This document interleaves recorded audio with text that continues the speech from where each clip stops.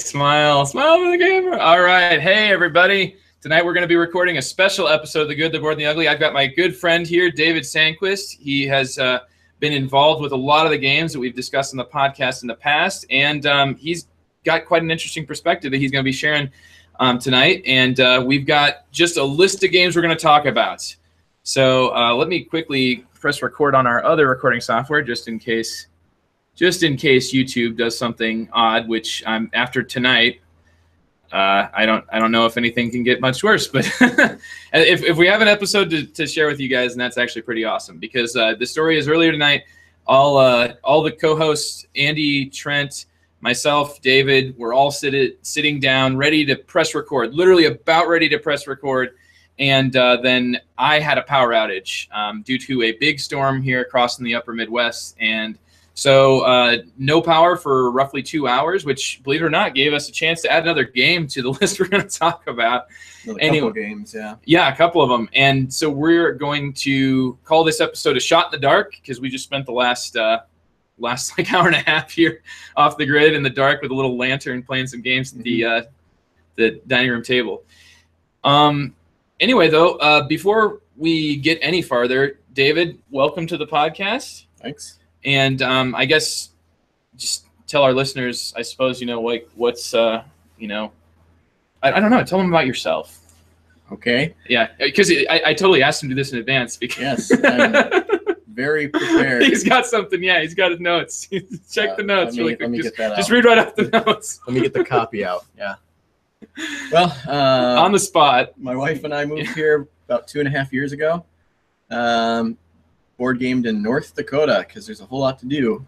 Oh yeah? Other than, don't you know? Yeah, something like that. Play board games in North Dakota. Came here, found Joe and Nate and some of the other guys, and been playing board games ever since. Oh yeah. David's also an expert in coffee and scotch. Yes. So for some reason, I think those things tend to go hand in hand, right? Very much. Right. So we're gonna make some cold brew after this is done. Yeah, pretty excited. It'll be my first time, but he's gonna show me the ropes. And no, that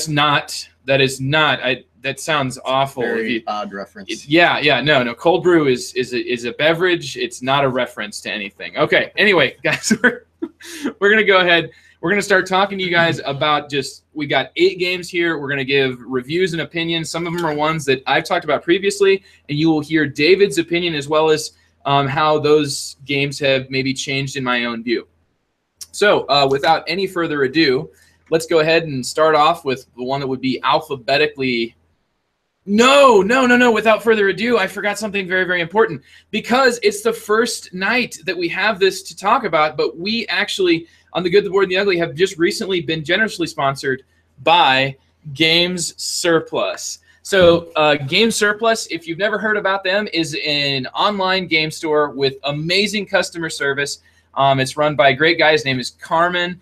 And one thing that they do, you check out their website, gamesurplus.com. Not only will Carmen go out of his way to get you the game that you're looking for, imports, stuff that's tough to find, he will not stop until he's tracked it down. Also, they've got a lower shipping threshold. They edge out the other online game stores by $10, offering their shipping threshold at $90. They got some good games on sale. Their ding and dents have a reputation of being very hard to find the dings and dents. So anyway, go ahead and check them out at gamesurplus.com. And now for the games. First, starting off alphabetically, is a game that I've only played once, so you're going to hear David talk a little bit about how that one goes. All right, the game he's talking about is Akrotiri.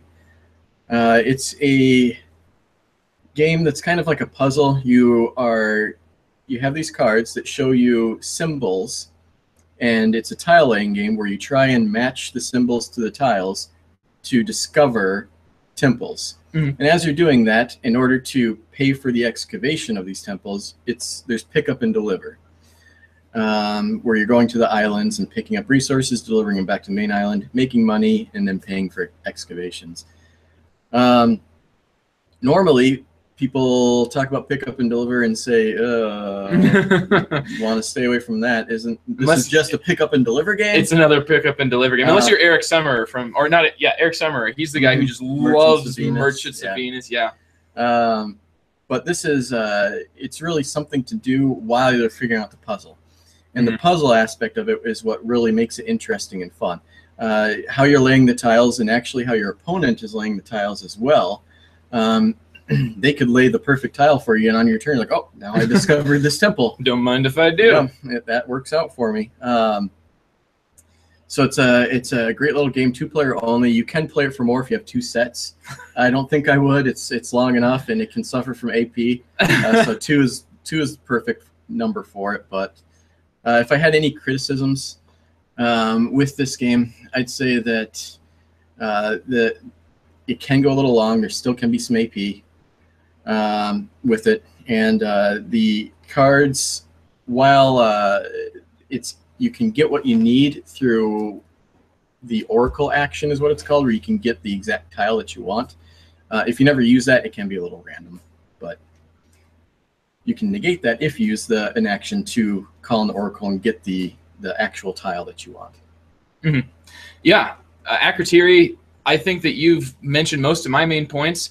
I'd like to reiterate that this is a 2-player game, and this is one of those examples where a publisher actually did the right thing. Yep. Like the story, I think, is that the designer wanted to make it like 2 to 5 players, and this game suffers already from AP at 2 players. So they knew what they were doing in making this only a 2-player game. It does have kind of a weird feel, though, that it wasn't custom made for 2 players, and that's usually what I expect from a 2-player game, to get this sort of, you know, a lot of times in a 2-player game it can feel zero-sum. This one doesn't feel zero-sum, but it for some reason, something about it just feels like it doesn't. It's not quite, you know, that sort of 2-player rhythm back and forth, like, you know, answer people's, like, a lot of the game, you're not really that focused on what your opponent is doing. Yeah. They're kind of, you know, they could be clear on another side of the map, which Unless is they take your island.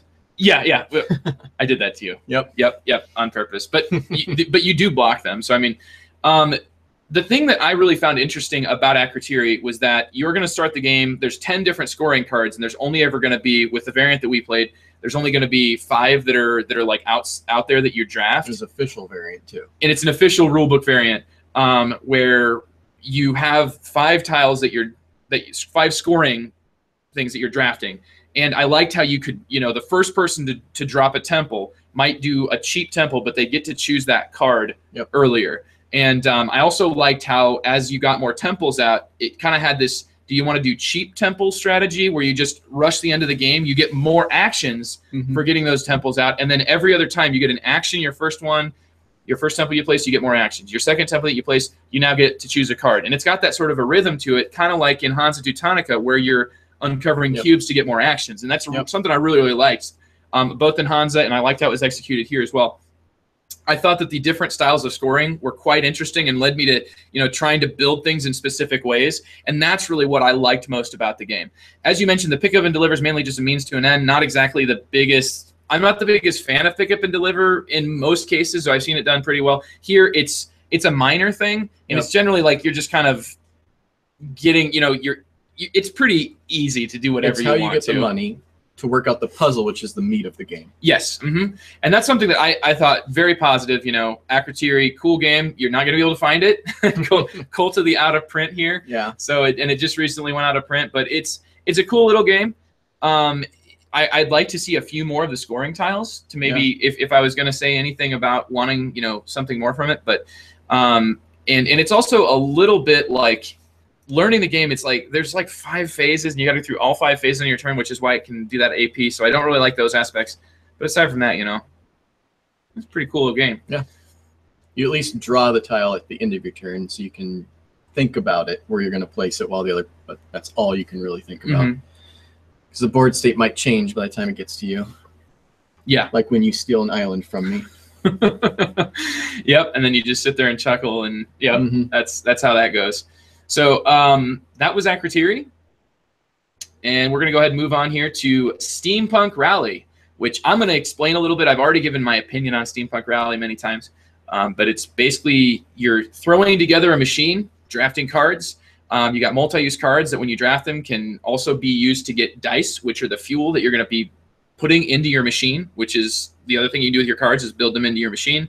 You're going to be going on this sort of Mario Kart-like track, but you're going to have to take damage at certain points unless you can find ways to fly over them, which requires special pieces that you get to your machine. Anyway, you're adding pieces to your machine, you're losing pieces off your machine, you're just trying to get every last little bit of movement that you can to cross that finish line, and that's pretty much the game. You're racing. It feels a lot like Mario and then Kart. Apparently keep going. I've played the game wrong every time because I've always played that whenever somebody crosses the finish line, game's over. But the rule book says somebody crosses the finish line, you'll play one whole nother round after that, which I got to say, man, it maybe call it the good, bored, ugly variant here. Once somebody crosses the finish line, it's game over. That's it. You just end it there because it didn't change the winner of our game. The same person that crossed the finish line won our game. And that's the way it's always been. I can only imagine it, you know, like you just kind of win more. But anyway, Steampunk Rally is one that I am a huge fan of. And it's, to me, one of the most underappreciated little gems out there, if you can find it. Yep, I enjoyed it quite a bit. It reminded me a lot of Galaxy Trucker in a weird way. You're building your spaceship. You're building your steam contraption. It is, yeah, the pieces are, yeah. And you're placing stuff in there that you can't move without, technically, like the crew in there. Technically, yeah.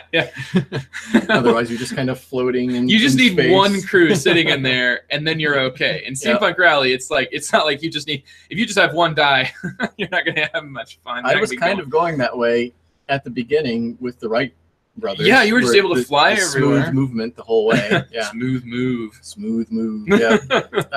So it kind of reminded me of that, and storing things in there and using the various dice or the various cargo in a way. And bad stuff can happen, just like bad stuff can happen in Galaxy Tracker. But it's much more of a race, and it's much more. There can be some hate drafting in it in a way if you're really paying attention to what people are looking for. And there are attack cards, kind of, which differentiate it. But none of that is necessarily bad. I'm not one who doesn't like the take that at all. I'm fine with it. You're never pointing at somebody and being like, you lose points. It's like it says on the card, this is who this targets. And so, I mean, with knowledge, you can know who it's going to hit. Except for if you're in with Kevin, and I put that fire thing or whatever right in front of him. I take that back. You could, that was pretty bad. That very specific situation, one thing lets you like fire, like just bomb a space on the board. Everybody else was able to go the other way. Yeah, and he chose to put it on the spot that only one guy was like the long way getting around. It was because nobody else would have been affected by it. Yeah, poor Kevin. I felt like a jerk, but he set himself up for it. Anyway. Set himself up. He was playing the game for the first time. Was I. It was like a rat in a maze, and he accidentally found like a guillotine. But overall, I really enjoyed it. I would definitely play it again. I didn't enjoy that the person who was playing the expansion one. Yeah, I did that. I played with Rube Goldberg. Yep. So that's one thing I love about it. 16 and now up to 19 different inventors you can play with, and I'm not saying I think that the expansion's overpowered. I just thought it was funny, the guy playing the expansion one. So yeah, you got hustled. The expansions, no, I don't know if it's unbalanced or not. It was one of my first wins. This is OP, and there's variants out there to fix it, but I'm just gonna play it how it is. I liked how, like, the idea of it, because the designer Oren Bishop was talking to me like, you couldn't imagine, but this crappy machine with tons of connections actually works, because now you can just kind of makes sense with the theme of the game. It does. It worked. I wasn't. You were across the table from me, so I couldn't really pay attention to what you were doing with the machine. But when I was glancing over at it, it looked more interesting than ours. Yeah, the way that I was able to just kind of to me, it looked more like a machine than the rest of them. You got to kind of like, because it has almost a 3D aspect to it, even though it's in 2D, because you've got spaces that'll have the ground on them that'll be kind of like up and down, but it's 3-dimensional. Mine looked a lot more like, like a steampunk contraption. So I thought that was cool. Yeah, my final comment for this would be for a dice game, a dice placement game. It does dice very well. Excellent. Yeah, so. I agree with that 100%. It's one that modern dice game has a way for you to mitigate. Yep. and it has you wanting high numbers in some cases and low numbers in some cases, and or the you ability. just don't care about the numbers like me. Yeah, yeah. Well, and that's where you want the low ones. Want to activate. Yeah. Yeah, you want those low ones, but then there are ways to get that higher if you need it. You know, you can pay that extra. They got a currency that you can pay. But yeah, you're right. It's I think it really does those things well, and I'm super pumped. Now that we're getting to the point where a lot of the people that haven't tried Steampunk Rally before have now tried it, and I can bust out that new expansion that we're playtesting. So what does it play to again? 8 players. 8. Yeah, which this is one of those cases though where the box says 4 to 8, and or not 4 to 8. I think it's 2 to 8. Yeah. But this is a case in which the 8-player game is like Seven Wonders, where yes, it still works quite well. It's just that you're not going to have any control over what cards that person gets. Oh yeah. You know, if they're clear across the table, I would say though it tends to be less. I don't know, like you still do 4 no matter what. There's 4 and there's 1 from each deck, so it's a lot more controlled drafting just in general than Seven Wonders. If Seven Wonders, you know, shuffle, everybody gets one, and that's one thing I like that. I like that, you know, potentially like that you're gonna get a movement card every round. So it to me it's got some things that we might not even think of as problems in drafting games that are solved in it just because of how smooth it does work. Yep. Smooth moves. Smooth moves. Smooth moves. All about them smooth moves. That's right. So that was Steampunk Rally, and we're going to move it along to another abstract, or not another. This is the first of our abstract games, and from here, guys, it's going to get pretty abstract. So if we start turning into shapes you can thank me on your for that, screen, 'cause I'm an abstract fan. He's all about them, yeah. And Trent is as well. So we'll try to mention ones that maybe will be good ones for Trent to try out if he's not already played. I actually asked Trent if he'd played this one before, and I was surprised he had not. Yeah, I found one he had not played yet. And that's the first game Trent's not played. Yeah, I think so. Period. At all. Anyway, we're talking about a game that came out originally in 2008 and has been since updated for the better, I think. When I haven't played the prior version, but I read about it, and it does seem like this is much better version. It's blown up. Like the original version, I can't even conceive it working with how this game, like when I think about the decisions in this game. Anyway, I didn't mean to like. No problem. Game by Mike Ritchie called Element. We have the box right there. Yeah, we have the box. That's what I was looking at, glancing down at. We can actually show this one. Yes. Price is right. This one. So it's a rather new edition of this one that recently came out. I was interested in it because I saw, hey, abstract plays to 4. Not many abstracts play well multiplayer, so I figured I'd give it a shot. Also, plastic miniatures. Yes. Anyway, they're not plastic though. They're like resin. Resin miniature. There's plastic stones, plastic tokens. There is plastic stones and tokens. That's right. So the object of the game is to surround the other sage. They're called sages. The player pieces. Oh yes, this is my favorite. With these elements, there's 4 elements. There's wind, fire, water, and earth, and each of the elements are controlled by both of the players. So when you place them on the board, kind of like when you're playing Go, you're only manipulating them when you're placing them. As soon as it's the other player's turn, they're now manipulating these elements, and they all move differently. Fire spreads, water moves.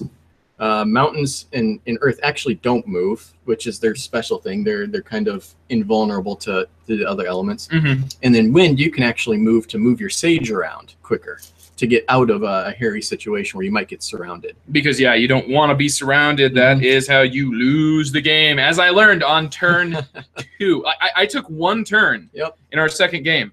That's it. Yep. That's it. I had showed him the case. Of how you could lose like that. We need to explain the game. Yeah. Yeah, thanks, man. You're very welcome. Yeah. So I played this at 2-player and at 4-player. I haven't played it at 3, but it actually works really well. I'm surprised at 4-player. In this 4-player, you're trying to surround the mage to your right. And then you actually play counterclockwise. You pass the bag counterclockwise. Oh. So that you have time to move around, I guess, before it comes back to you, and you surround the guy on your right. And what I mean by that is the other players then want to prevent the sages that they're not trying to surround from being surrounded. So they have the opportunity, if the person to their left is about to be surrounded, to help that player out. So you're going in this direction, but you're trying to beat the guy who's on your other direction. Okay, all right, yep. Gotcha. So it gives other players a chance. He's about to be surrounded. If he gets surrounded, even by another player, this guy wins. So no matter what, whoever gets surrounded, the player to their left will win, no matter who ends up doing it. Yeah. Oops. Oops. So like lets other players maybe save you if you're about to like walk yourself into a trap or the end of the maze. So I was very surprised by the 4-player game. It worked really well, 4 players. Everybody that we played it with enjoyed it. I played a few times 2-player now. It still works really well as a 2-player. It's a little slower to begin with. That would be my only complaint on the 2-player game is it's slower because it takes a while before you got to get the elements out before they really start being able to be manipulated and used in a way that can actually trap the other sage. So it's a little slow in the 2-player game to start off with. The 4-player game moves pretty quick. There's not a whole lot of AP in it. Yeah, I don't know what it was like with 4. I just know with 2 there wasn't. I mean, there wasn't much AP. I guess it has still that abstract tendency. Yeah, though, towards the end when you're trying to map out and puzzle out. If you feel like you can win, you're going to sit there and stare at the board, sometimes indefinitely. Yep. Which was our last game when you finally figured out the way to move the river to make it work. Yep, that's right. It took me about 5 different putting out the pieces, taking them back, putting them out, taking them back, and then finally got it. So, Elements has some really interesting. First of all, I just want to mention the bag here. If you guys can see this, but this has been sewed in it's like a 3-piece sewn together bag, I think, or maybe just 2. But because of that, you're able to set this bag down. And let me sort of demonstrate here just with the box, and it just stays open like that, and then you'll need to open it and look inside, but. That is just really a nice feature. That's one of the first board game bags I've seen that does that. So really, really cool. And the pieces, great pieces. They work just fine. I would say for me personally, I like the fact that the elements are all have their own way that they grow around the board. So there's 4 different elements, and they really do work differently. They all feel very different when you play them. Oh, absolutely. Like when you draw certain ones. Especially at different points in the game, you're like, what can I do with this, and how does this generally work? I would say that you are randomly drawing your elements, and so late in the game, if you end up accidentally drawing a lot of the wind element, that tends to be your ability to escape. So you're not going to be able to do anything to your opponent, but that could be exactly what you need to get out of a tight spot. And I like how you're every turn deciding how many of your actions you're willing to. So you either move or you get 1 movement no matter what and can drop to 4, but for each stone you say you're not going to draw. So say you at the beginning before you draw, you say you're only going to draw 2 stones, then you can end up moving 3 if you want to. You want to. So you get more movement if you sacrifice the actual tiles that are going to let you enclose the board around your opponent. So it lets you make that decision, and I would say for the most part you're almost always saying I'm going to draw 4 because especially at the beginning. Because you have the wind that lets you jump around the board. You can make you can really kind of get yourself out of sticky situations. My main criticism of having only played this with 2 is, so I can't speak at all to the 4-player game. It does sound like it works, and I can imagine it working. I like the way that you said, I like it goes left, but you're trying to get the guy to your right. With 2, the board is just too big. It feels like you play a little mini game where you think that you've got them kind of messed over, and then your opponent's just able to easily hop over, and then now you're back to square one where they're in a totally unpopulated region. So, and I don't like the fact that it's like that. I think that you could just easily make the board smaller, though. I mean, all you got to do is just cover up or only play on half the board. I mean, this is an easy fix. Not a huge complaint. Aside from that, though, this is a really cool little abstract. I'm not the hugest fan of abstracts, and it does feel still distinctly like an abstract game. But it's decent, and I personally enjoyed it. It's not one that I'm willing to play it 3 times. 1 very short time. I would keep on playing it too. I wouldn't have any. I would like to see it at higher player count. So I mean, it's just, it's not one that I'm just by virtue of me not being the biggest abstract player. Yep.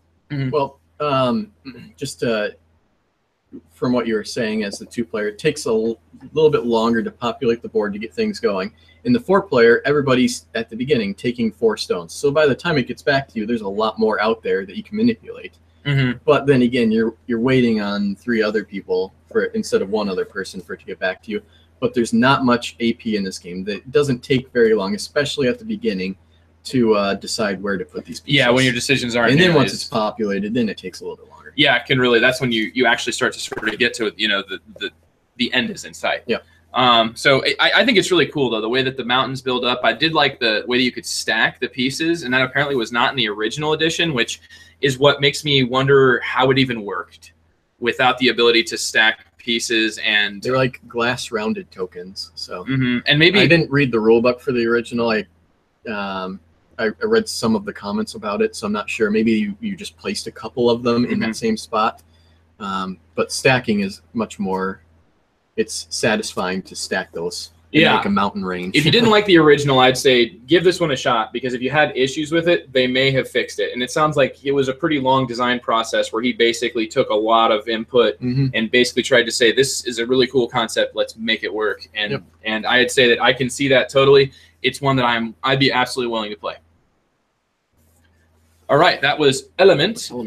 And actually, you are next up on the list as well, because we're going to talk about another abstract game. Great. We do not have the box for this one. I actually do. No, I have it over there. I have it. Yeah, why don't you start talking about it? I'll go get it.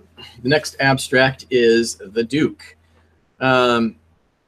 Similar to Element, there's a little bit of a random draw for this one as well. You each have a bag with the exact same tiles inside of this bag, and they all show movement on both sides of the tile. And when you move the piece, you flip it over to its other movement side, which makes the movement for this game pretty interesting. You can always look at the other side to see what it's going to change to. And the point of it is to capture the other player's Duke piece. And you start off with the Duke piece and 2 footmen. And when you capture them, that's the winner of the game. The pieces, there's the exact same for both players. There's different types of movement. There's a jump movement, a slide movement. But other than that, the main bit of criticism I have of this game is the random draw from the bag can lead to somebody getting a more powerful piece, frankly, earlier on, especially the assassin piece, which moves a lot in a direction, and if you're not paying attention, easily takes the Duke. Yeah, the jump slide capability. So there's lots of different like little notations on here. And the jump slide to me is something that probably should have never been. I'm surprised they made it out of take playtesting. The assassin out because there's only one of them. Yeah, and it would be a better game, more balanced, I think. Because somebody the person who draws an early assassin is it's not necessarily game over, but it could be.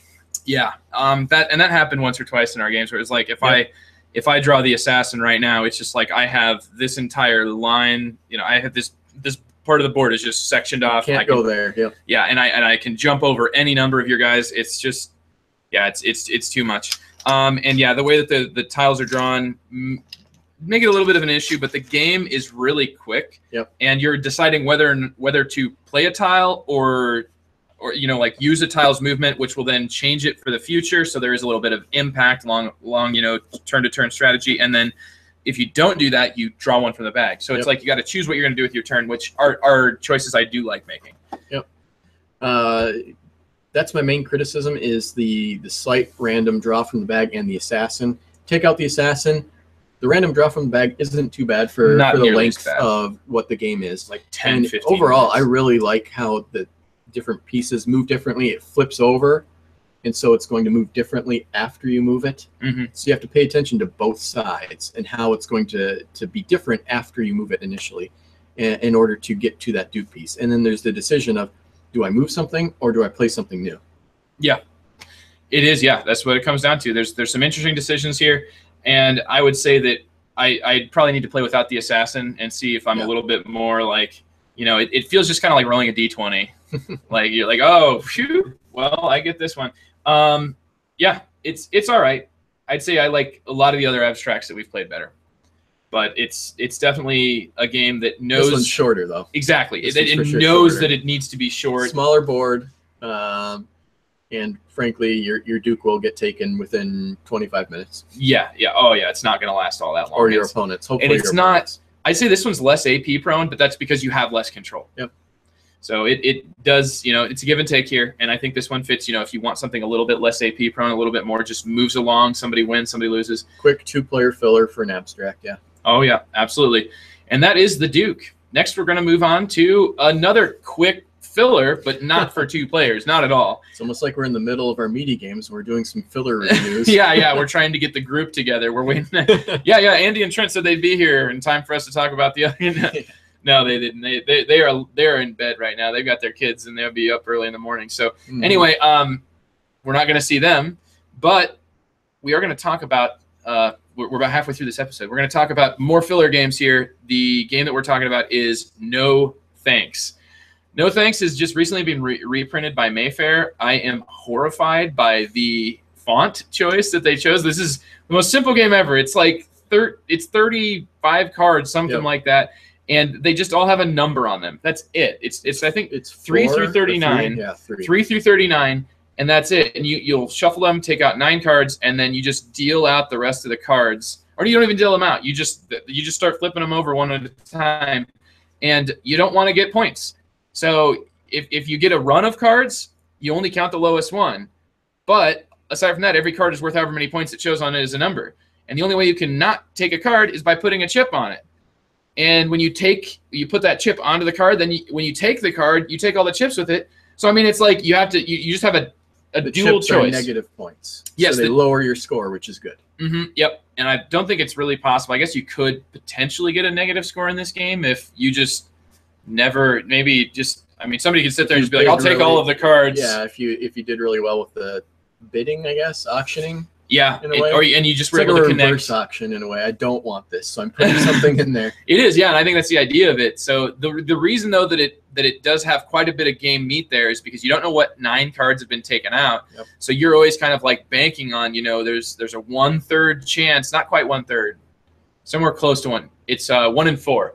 So 1/4 of the deck is missing. Is the card that I need to connect my straight one of those 4 cards, or one of the 4, 1/4 of cards that's not there.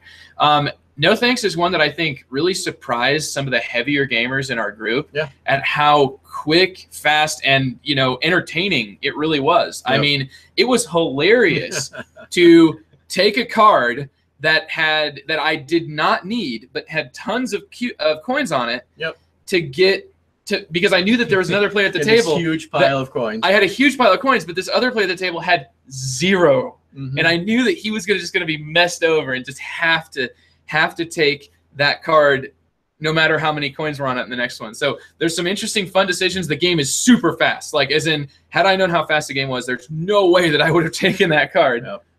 I was having a lot of fun with this game. And I saw Joe with his huge pile of coins. And this card that he needed also had a huge pile of coins on it. So I took it. I was gonna get about 7 by points. 2 points had I not taken that card. Yeah. So he decides to screw me over. I would have still lost the game and got 4th out of 5. I still got 4th out of 5 regardless of his choice. But because he was like, nah, I'm gonna take 20 negatives so that Joe loses 7 points. Loses even worse. And then he loses the game. He had the win. So and that's the type of fun, silly things that happen in a game of No Thanks. And I think we all thoroughly enjoyed the 10 minutes it took us to teach, play, and put it away. I mean, it is the quintessential game that you grab when you are sick of just deciding what game to play. You're just like, hey, you know what? We're going to play No Thanks, and we're going to talk about what game we're going to play while we play a game of No Thanks, because it will take that long. It is excellent type of little filler. Yep. So. Now that's No Thanks. Anything you didn't get to say, or? Nope, sounds good. Yeah, I mean, that's all there is to it, thanks. Right? No thanks. Moving on to Honshu, which is another kind of a filler game. It is a card game that's just a deck of cards and some cubes. It's a Japanese game where it's all about trying to get the most points, and you're going to be doing that by, first, it kind of has the same structure as Pai Mao Flauman, which is a pretty high reputation in some heavy gamer circles, even though it's a lighter, small card game, because you have a hand of cards, and you'll be playing a card out to the table. Every card is numbered up to 60, and whoever has the highest number will then choose from the cards that have been played by all players. So basically, you're playing and then drafting in reverse order the cards that you've played based on that turn order determined by how high a number it is. So same thing kind of happens in Pi Mal Flaumen. The things that you're scoring points for are you're going to be laying these to build a city, kind of like in Hanging Gardens, where you're playing cards on top of other cards to leave certain spots open. You'll score points based on the types of... You always have to lay a card on top of another card. Exactly, yes. You have to build your city out. There has to either be a card tucked under or laid on top every round. So you're going to be building out your city, and the larger that you can get some areas, the more they'll score points. Other ones just score points based on the fact that they're there. You've got a little bit of resource generation and resource conversion at the end of the game.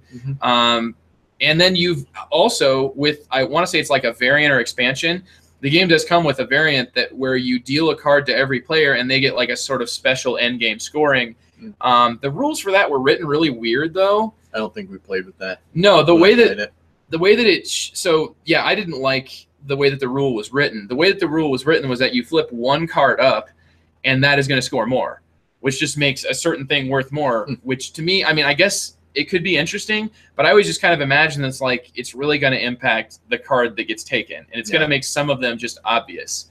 Whereas when you've got your own secret one, you've got what you're trying to go for, but nobody else really knows. I don't know. Maybe it's just a little variant that we played. I don't remember. I don't remember it being in the rules. Anyway, Honshu goes fast, has 3 rounds. It's got this interesting structure where you play 3 cards out of your hand, then you pass that hand to the left. So you kind of want to play the high cards out of it. Sometimes you just need a card. But not necessarily. Not necessarily, exactly. There is definitely some decisions to be made. So it's cool, fast. You can play a low card and put a cube on it, and now it becomes a high card. This is correct. Yeah, you can actually up your bid and make it automatically the best card played by spending a resource. But that resource could be worth points for you at the end of the game. So you might be spending 2, 3, or 4 points. So I mean, there's definitely some decisions to be made, not just in how you play cards, but then in how you build your city. And this is all done simultaneously for the most part. It has this nice little trick-taking feel. I would play it over Pi Mal Flaumen in most cases, I would say personally, and I think that it has just a more entertaining structure than the Pi Mal Flaumen kind of has some goofy. Some rules and a little bit of what feels like take that. Honshu definitely keeps it to what you are looking for from this type of a fast little Euro card game. When I played it, I didn't quite understand it the first round that we played it. But you play 3 rounds, so and it made more sense on the subsequent rounds. It was really difficult getting what I wanted because I didn't fully understand the auction and how the card thing was working at first. It did in the subsequent rounds, but I ended up with a really long... Always get what you want. Sorry. I ended up with a really large lake, which surprisingly got me enough points to come close to the leader in the game.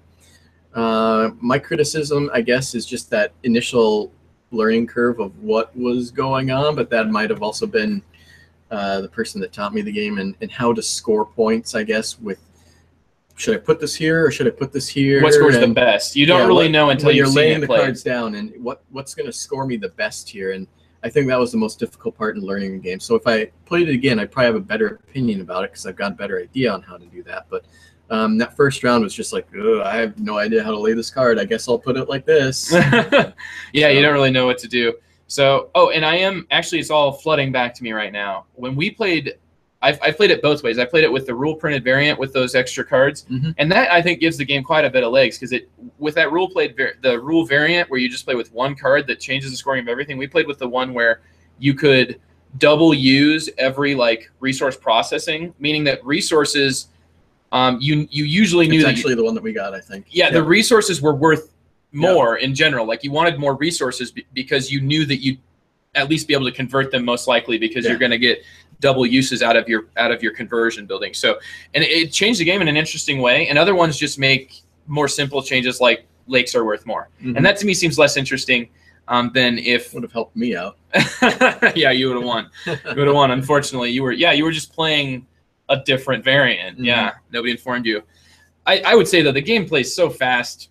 It's it definitely does balance that really well. it was good for what it was. It was just that initial first round of I have no idea how to build this to actually make points and score points, and what if I cover this up, but I actually needed it later to connect my city to make it bigger or something like that. But that might have been just an introduction or maybe a teaching problem. Sorry to whoever taught it to me. Yeah. Throw them under the bus, right? I will. Yes, their fault. Anonymous teacher. It's obviously, the teacher's fault. It's your fault. The game, yes, so. It is your fault whenever somebody does anything that, whenever they're like, oh, I can't do that. Oh, it changes everything. Yep. It is your fault, teacher, because you should have gone over everything. Oh, by the way. Yeah, that's kind of my saying. I would say, though, this is how you solve that. You read the rule book to them verbatim. That's what you do when teaching games. And I hope that you can hear sarcasm in that. No, be nice to people who teach you games, because if they do that, you're going to learn how hard it is to learn games in the first place. Yep. Be polite. If you forget a rule, your first game of anything, regardless of what it is, call it a learning game and write it off. Don't let your competitiveness, your inability to take a loss get even into the equation in that first game. So, and anyway, that's Honshu and a rant about being nice to people when they're teaching you a game. Overall, enjoyed it. So yeah, I definitely play it again. All right. Well, that was now moving right along to something that I wouldn't exactly call a filler, but I'm sure Andy would call a filler. Yes, everything on this list is a filler to Andy. If you played every single game on this list played in succession is still considered a filler to Andy. One game of all of them. Well, to be fair, all of these are fairly light, but in the grand scheme of things. But Saga of the Northmen is the next game, and it's a fairly recent game by Minion Games, I think it is. Minion Games is who made it. Not sure who designed it, but it is a area control game with a little bit of route building kind of in there. You're trying to make trade routes. But the majority of the game is playing cards to get area control on major sections, and then using those same cards that you played that show different types of movement that you can use to get to these neutral zones. And those neutral zones are what are going to score you points. Yep. Overall, really like the idea of the game. But my criticism of it, which is definitely Joe's criticism of it, the cards are a bit random. They come in 1, 2, or 3, which means if you draw 1, you're automatically like, well, this is worse than the 3 that I could have drawn. This is 1/3 of the 3 that I could have drawn. This is like, this card sucks by itself. How it balances that is if you play that 1 and put 1 cube in that spot instead of being able to get the 3 and playing 3, if you know you're not going to win that area, you can place that cube there, and you'll get it on a card called the Infamy card, and that card is actually really powerful. Yeah, you get catch-up mechanic. You do get, like, it gives you more actions reparations. That you can do. Yeah. Your Infamy that you gain does give you, it gives you some flexibility in later turns too. It's a great way to do a catch-up mechanic. I like pretty much all of the game except for the 1 to 3 on that, which I'll agree with you.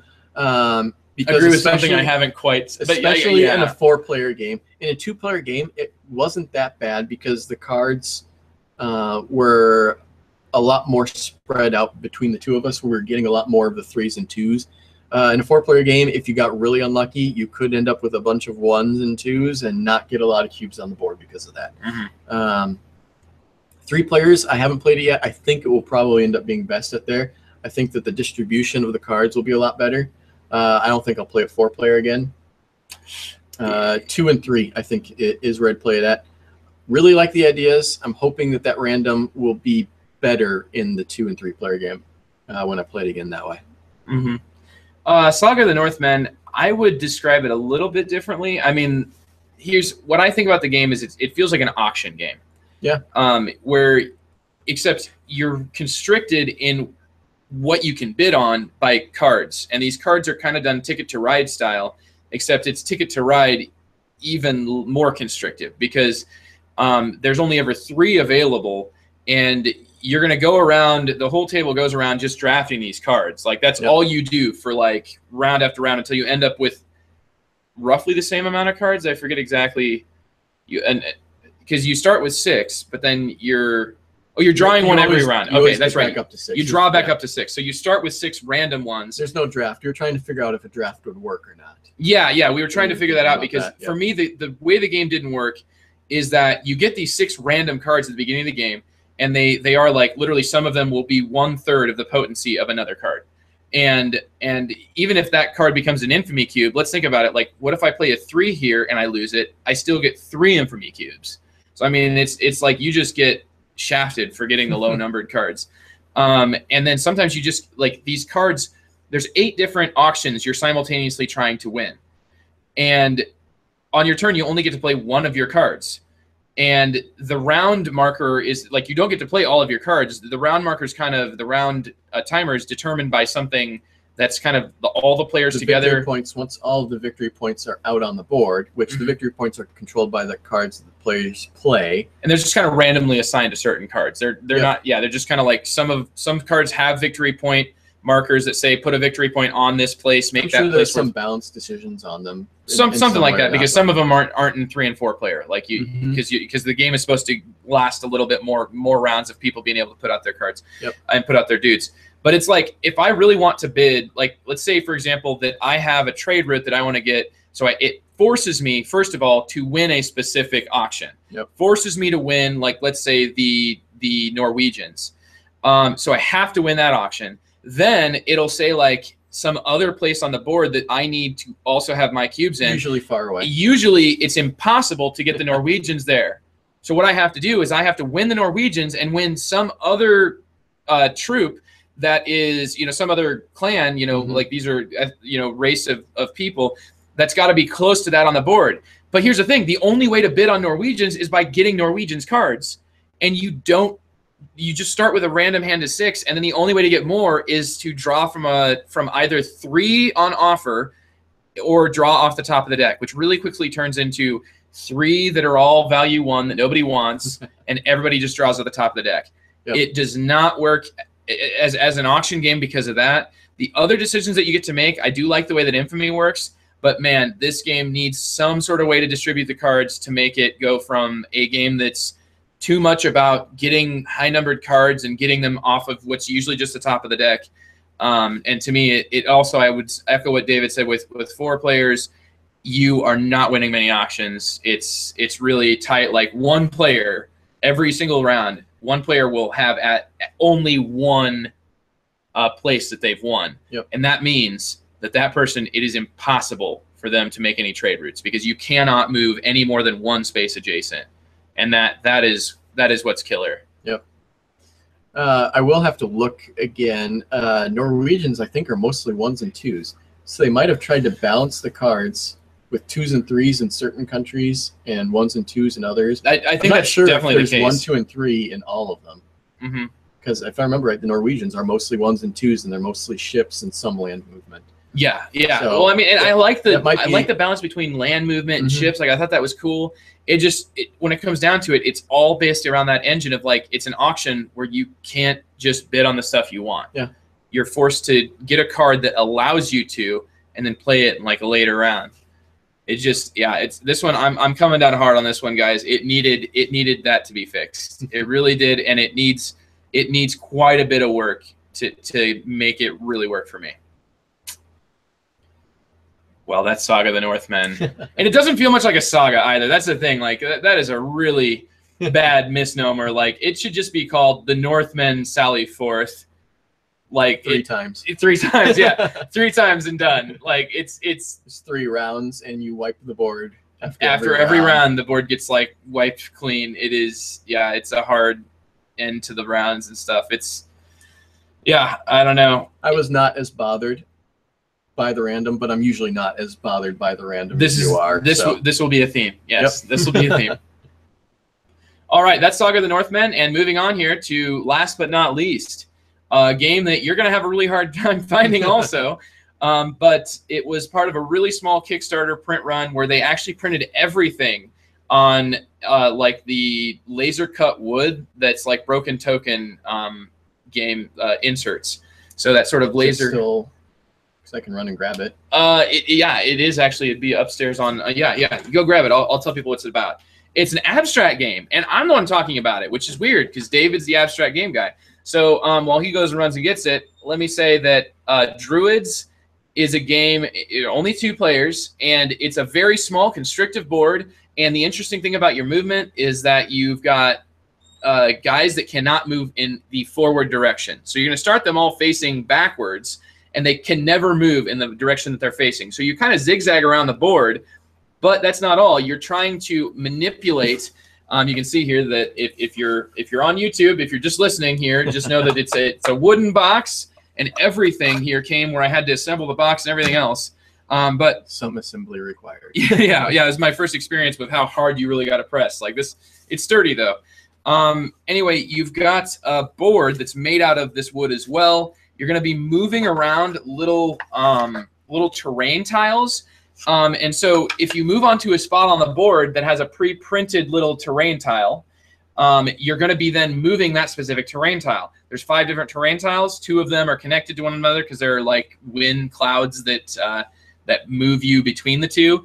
Anyway, warp tile, just call it a warp tile. It's a warp tile. So you got a warp tile, you got one that makes you slide through it, you got one that just totally blocks up movement, and one that protects you. Because the point of this game is to either capture your opponent's pieces or get kind of like in a capture the flag sort of thing where you pick up one of the Druid stones out on the board and then carry it to their home. What this game does though, so like that right there by itself, I think is where most abstract games stop, is that you've just got this one thing where you're trying to either get your guys on their side or you're trying to capture their guys.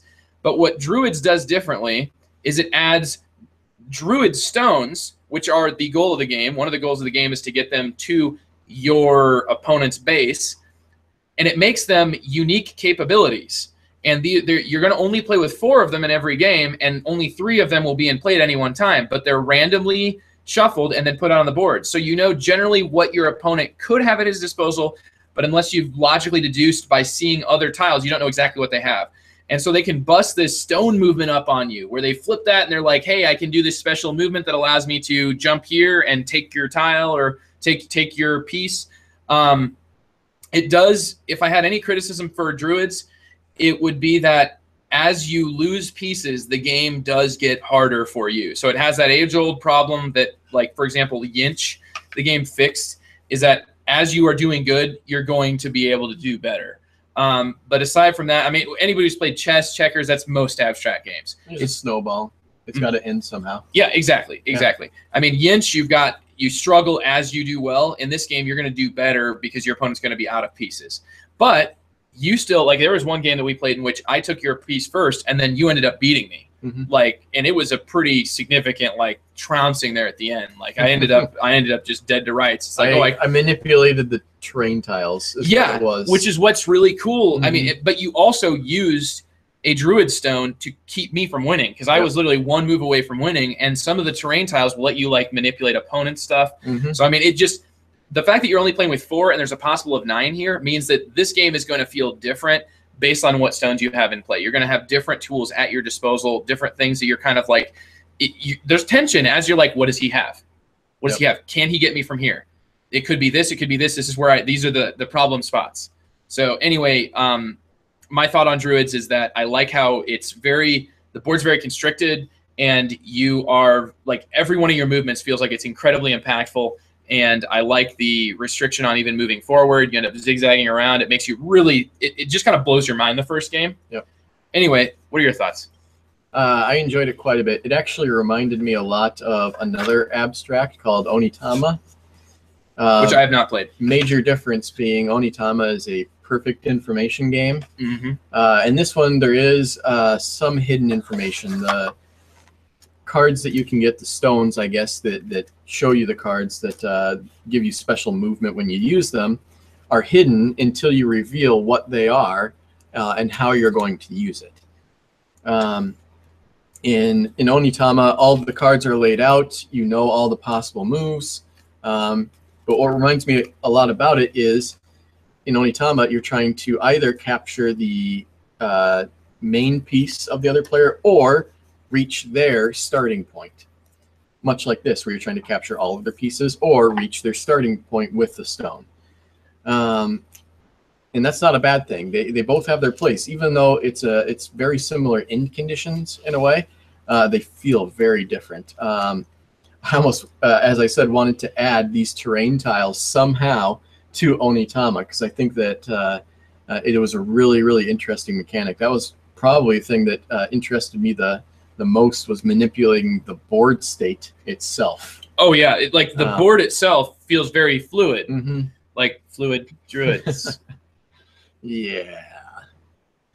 And I actually used that the most, more so than even moving my druids to win in that last game, was manipulating the board state to keep Joe from winning, and then getting into the position where I could win. Yeah, you got me to where I was like, I could only move in a few different directions, and you were pretty much guarding all those. And then you still had like the whole board open to you, where you could just pretty much walk in a stone to my base. So that was really interesting to me, because I haven't seen something like that before, where you actually manipulate the board. Well, I guess element is kind of like it's what it's all about. Board, I mean, that's the only real thing. Yeah, this is you're doing that, plus you're moving these other pieces that can be used for capture or winning, versus just trying to surround your guy with the manipulation. So these overall, feel like the terrain tiles feel a little bit more distinguished, I would say. In Element, you've got really 3 different types of terrain that you're using for the one goal of surrounding them. And I'm not in any way a dig at Element. It's a lot more focused, I would say, and that's probably why it makes it more of, if you like abstract games, you're going to like Element. Yeah. If you really like abstract games, Druids might actually feel like, you want more perfect information. Or maybe you'll want to play with the terrain-only variant that's in the rulebook, and I can only imagine it being something that can go on quite a while for some reason. That's basically how I played it. Yeah. So I really didn't use those stones at all in that game. I had them, but yeah, overall, really like it. I think that even though I felt it was similar to Onitama, it has its own place. And if I can find it for a reasonable price, I would like it. And or if he ever makes it again, or can get it picked up by a publisher. I would say by publisher. Yeah, I would say that who is it? Arcane Wonders picked up Onitama, and honestly, like, I don't see why there isn't more buzz about Druids, because maybe it was just because there was only, what'd you say, like 200, 300 people. 227 people were in that Kickstarter, and I just looked at it, and it was definitely not cheap. I mean, you pretty much got the game and this cool looking box and stuff, but yeah, it was not cheap for a small game, but that's because it was not being produced in large quantities. Does have I think it's the fastest delivered Kickstarter I've ever had, though, because he literally, like, the day that this got over, he was just like, sent out the survey, and all the survey had was like, send me your address, make sure that it's finalized, and then he literally had these in the mail within like 2 weeks, because he just had them all pretty much, like, he was in the process of printing them. He just needed to know how many to make. Files done, and it was all something that he could just do on his own pretty easy, because it just took, the machine. He just had the production done with one machine. And then I think the only thing that took him a little while was the cards, and it was a deck of 10 cards that were printed in the USA. If you were watching the videos, you saw me show that off. So yeah, I am really happy, especially, like, I'm glad that we got a chance to play this, because really, these are your bread and butter, man. You love these abstract games. They do work really well with 2 players, which is nice. Abstract and civilization games. Yes, those are my 2. And tonight we had, about an hour and a half to play abstract games by the torchlight, as I'd say in Britain. It was definitely a little battery powered lantern, but we got a chance to crack out Druids and Elements, and it was a grand old time. I'm glad that we got a chance also to do this. Thanks a lot for joining us here, David. Joining me here, joining us, joining us. Yeah, the collective we, the royal we, you will. And the others had to sleep or something. I had to do something weird like that. Something weird that not all of us apparently have time for. Anyway, we're going to go make a bunch of cold brew coffee to keep us awake for the rest of the night. No, actually, it's going to make like 12 to 18 hours before. Takes a while. It'll take a while, but we're going to go ahead and do that. Thanks for joining us here on this little episode, this shot in the dark of The Good, the Bored, and the Ugly. And I'm your host, Joe Sallin. I've been joined tonight by David Sandquist. Have a great week of gaming. Catch us next week on The Good, the Bored, and the Ugly. And it'll be a real episode. This was a real episode, but it'll be an episode with Andy and Trent, for you. and it'll have a topic. It won't just be us rattling off games. But honestly, I mean, I'm kind of cool with that. Play these games. I like, except for that one. Yeah, that one. It'll be different for the two of us. Anymore. No, that shan't be named. We shan't play with it ever again. Have a great week, guys. Catch you next week. The Good, the Bored, and the Ugly. Sponsored generously by Game Surplus. So find them at gamesurplus.com.